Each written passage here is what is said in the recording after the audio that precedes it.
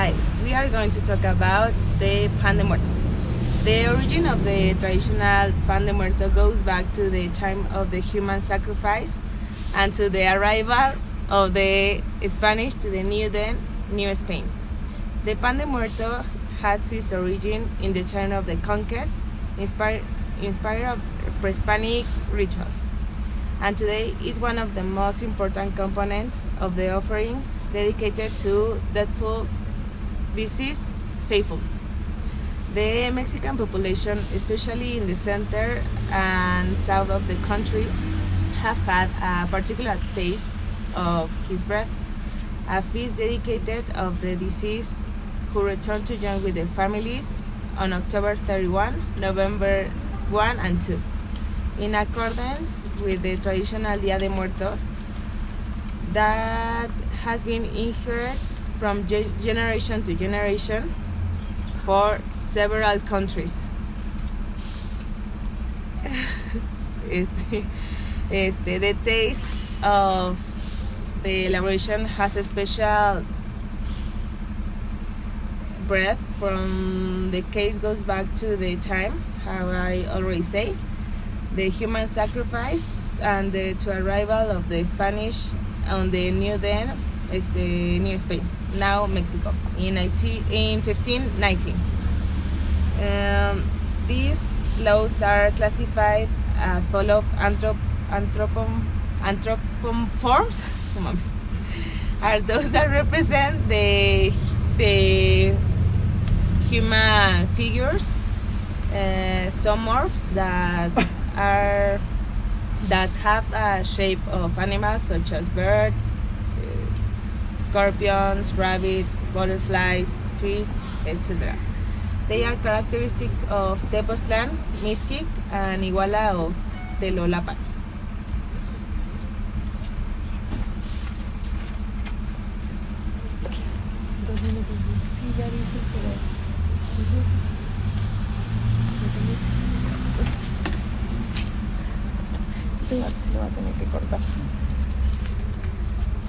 Now, if you want to make one pan de muerto, you have to follow this recipe. For the ingredients are 3.5 cups of flour, 225 grams of butter, 3 eggs, 1 1/4 cups of sugar, half cup of water, 2 tablespoons of orange peel zest, 22 grams of cheese, 7 egg yolks, and a 1/4 teaspoon of salt. And the preparation is you have to put the cheese in a bowl with a half cup of sugar and the water. The water should be warm in order to activate the yeast. Soon the bubbles will start to come out of the mixture, and that means that the yeast is already awake. Then in a blender you have to put the flour with 1/4 cup of sugar, the orange juice, zest, salt, butter, and the orange blossom water. Then you have to add the 2 whole eggs and the yolks and the yeast. Then you put the meat in a table and you knead it until the mixture is smooth and manageable. And it is going to take you time, so be patient. And then when the mixture is ready, let it rest covered with a damp cloth or with plastic wrap in a warm part of the kitchen until it doubles its size, thanks to the effect of the yeast. Then you have to separate a part of the dough for the decoration, like the balls, and with the rest of the dough, you form like a little balls, considering that they will double their size. And then you have to beat the egg that was not used, and you have to spread it in the balls, and then you put the bones in the form that they have to be. And then you let it rest for about an hour in a warm area of the kitchen, so that they double in size. And then you have to preheat your oven to 200 degrees, and when the oven it's ready, you put the pan de muerto in surface. in a tray, and put it in the oven for 15 minutes and lower the temperature to 180 degrees to bake for 20 minutes or until the bread is ready. Then let it cool and spread it with water and cover it with sugar. And then you have your pan de muerto.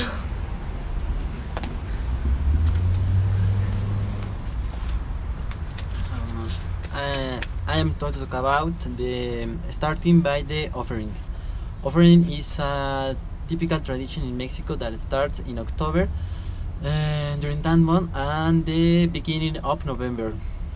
The offering means a table that you decorate with different ingredients, different things that remember our deaths. One of those things that I am talking are the sugar skulls, chopped paper, candles, photos of our deaths, things that they like, that they used to eat or they used to drink, especially tequila, mezcal. Some of the deads used to smoke, so you put their favorite cigarettes, and of course the favorite dishes. This is the most important things talking about the gastronomy, because here we include the pan de muerto. The pan de muerto, as my classmate told you, has a main history, and in our time we are using it. The pan de muerto in the offering is for to feed our dead, so they won't be hungry in the other life. That was the offering. Now I am going to talk about the literature. The Mexican literature has a lot of things, but one of the class is the calaveras literarias. The people has been used the pan de muerto for the calaveras literarias. In this literature includes the dead, or at the end you are going to offering the dead. The pan de muerto starts to be sold at the beginning of October and the finish of November. The typical places where you can find this in a traditional way is Esperanza, La Ideal, y La Espiga. The cost around 12 to 18 pesos. But if you want the new tendencies, you want a new flavor, and of course you will have to pay something more. You can find in Pastelería Suiza, Otilia, or Eno. This pasta that I am talking is filling with special cream, made by Jamaica, Nutella, matcha tea, or Bavarian cream. That is the new tendency. A common way that you can eat the pan de muerto, of course, and we don't have anymore, is a hot chocolate homemade. This is the perfect way that you can eat, accompanied with family or friends. You can take a professional course here in our University Superior of Gastronomia, where you can find the classical tendons, the new tendons, using the best products, and of course you will know all the history and the new application of techniques.